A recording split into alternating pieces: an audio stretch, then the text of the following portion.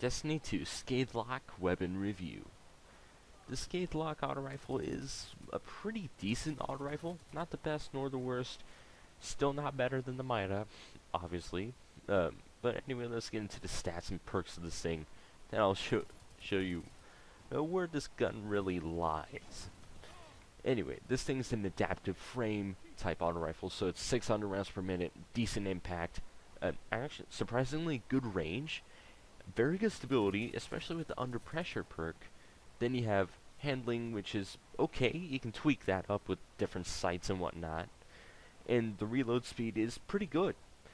And you have the 600 rounds per minute, which is a little bit faster than Uriel's, but still doesn't really pack as much punch as the Uriel's, since 450 rounds per minute is kind of the thing when it comes to auto rifles.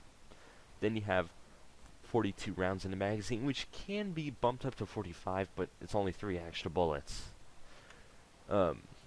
Anyway, the sights we have on here is the IS-5 Circle, the Model 8 Red, and the Mark 10 Glass. The IS-5 Circle gives you a pretty decent field of view, very low zoom, but it gives you a little bit more handling, a little less range.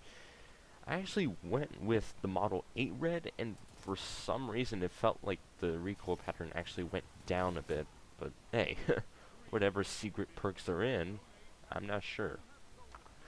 I have used the S5 Circle and the Model 8 Red. I can't really tell a difference, but I do like the Model 8 Red a little bit better.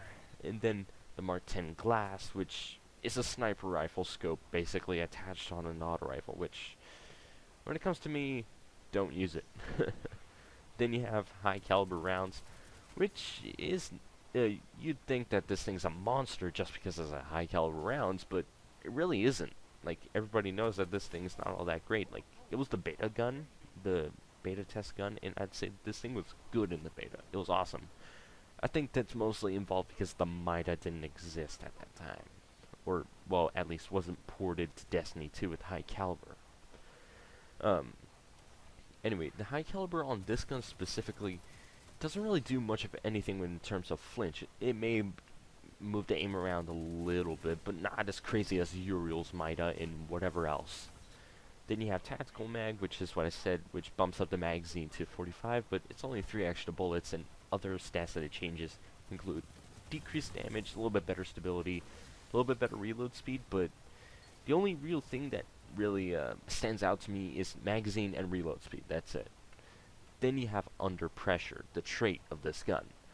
It basically improves stability and accuracy as the magazine gets slower, so you lay on that trigger and the better you can aim. So yeah, it's pretty good.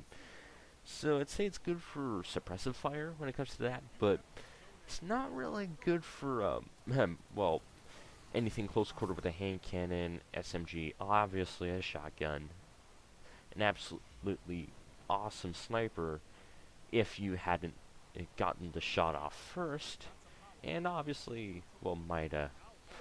Everything can be countered by the Minuet at this point. And I'd say, where do you get this thing? EDZ and Legendary Engrams. And I'd say, would you really want to get this thing? Well, if you really just want to win and win and win, well, I wouldn't really recommend it. That's where the Minuet comes in the Uriel's and the Last Hope and whatnot. And even the Anti-Op D. But anyway, this auto rifle is more of a fun and more of a refresher gun that calls back to more of, well, a different time where something like Year 3 Destiny, where the Monte Carlo went crazy before Destiny 2 came out, and other auto rifles similar to that also went crazy. And I'd say it's quite a refresher instead of Minuet, and more of the Minuet multitool. Well, anyway, smack that like button, hit the sub, drop the comment. I'll see you guys later for another video.